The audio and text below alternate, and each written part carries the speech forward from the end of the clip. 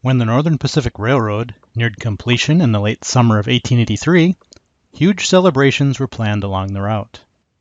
The celebration schedule began to unfold as early as mid-July. Henry Villard, the president of the Northern Pacific, invited hundreds of wealthy Europeans and Americans to take part in the festivities. Several trains were chartered to hold all the guests, which included ex-president Ulysses S. Grant. The excursionists pulled into the St. Paul Union Depot on the morning of Saturday, September 1st, 1883. Two bands played for the guests as they stopped at the depot, before boarding carriages for a tour of St. Paul. One of the first stops on the tour was the Northern Pacific Headquarters building. After seeing several other sights, they boarded the train for Minneapolis, where they were also shown around. For the rest of the evening, and into Sunday, September 2nd, the excursionists went to the Hotel Lafayette on Lake Minnetonka. This hotel was built in 1882 by railroad tycoon James J. Hill in the Queen Anne style of architecture.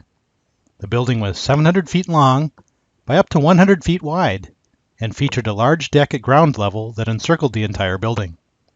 Some of the hotel guests took tours of the lake on steamboats.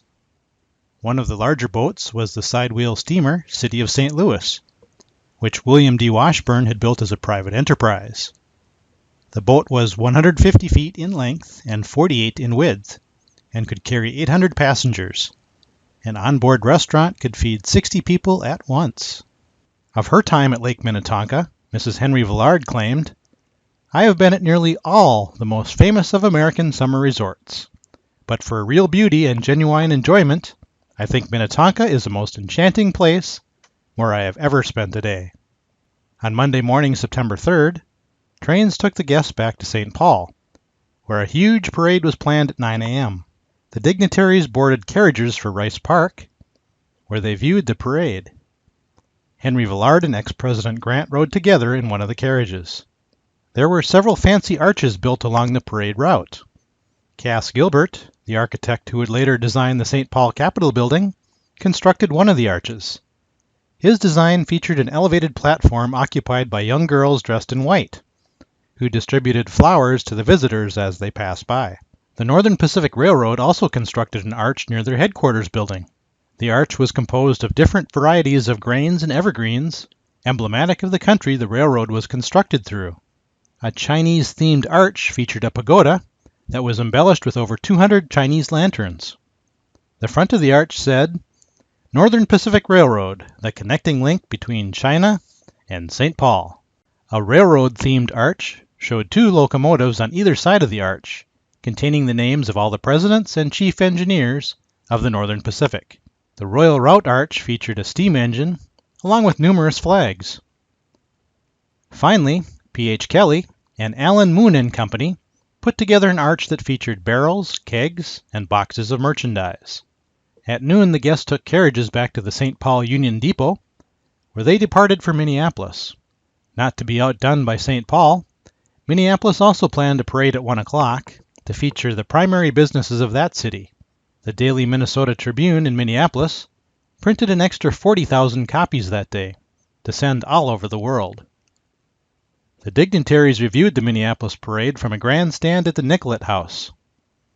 President Chester A. Arthur, who had been touring Yellowstone National Park, arrived in town just in time to join the viewers in the grandstand. The citizens of Minneapolis constructed several arches, as well as a functioning miniature version of Minnehaha Falls. City water fed the 25-foot-high by 12-foot-wide waterfall. After the Minneapolis parade concluded, President Arthur took his personal train over to St. Paul, where he arrived around 3 p.m. After a cannon salute, the president was taken to the state capitol building for a reception. At the conclusion of this meet and greet, the president and other guests boarded trains and departed for a grand dinner at the Hotel Lafayette on Lake Minnetonka. The Hotel Lafayette had set up its 130 by 58-foot banquet hall with several rows of tables. Nearly 700 invited guests were present, with the most important ones sitting at the head table. In addition to Henry Villard, ex-President Grant, President Arthur, and several others, ex-Governor Alexander Ramsey, ex-Governor Henry H. Sibley, and railroad magnate James J. Hill also sat at the head table. The dinner that night featured many French delicacies. The Villard excursionists departed after dinner for western Montana, where the final spike in the Northern Transcontinental Railroad would be driven on September 8th. Citizens in St. Paul gathered that day in Smith Park, where a cannon had been linked by telegraph wire to the golden spike in western Montana. When the hammer struck the spike, it would set off the cannon in St. Paul to signify the completion of the railroad. The feat went exactly as planned. The cannon fired at 6:20 p.m., which set off the liveliest half hour St. Paul had ever witnessed.